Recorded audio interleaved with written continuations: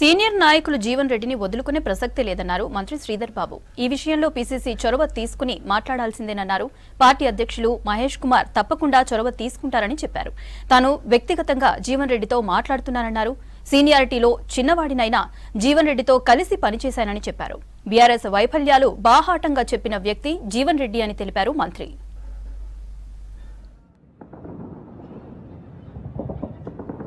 పార్టీలో ప్రతికూల వాతావరణం అనేది సహజమన్నారు శ్రీధర్ బాబు. కాంగ్రెస్ ని వీక్ చేయాలని మిగిలిన పార్టీల వాళ్లు చూడడం సహజమన్నారు. కాంగ్రెస్ నేత గురించి పట్టించుకోవడానికి పక్క పార్టీ వాళ్లకేం సంబంధమని ప్రశ్నించారు. కేటీఆర్ నిరాధార ఆరోపణలు చేస్తున్నారన్నారు. జీవన్ రెడ్డి తమ సీనియర్ లీడర్ అని, పార్టీ కష్టాల్లో ఉన్నప్పుడు ఆయన ఫైట్ చేశారని చెప్పారు.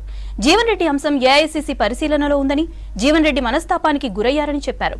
జీవన్ రెడ్డి పార్టీ వీడిపోతారు అనేది పుకార్లేనని తెలిపారు మంత్రి.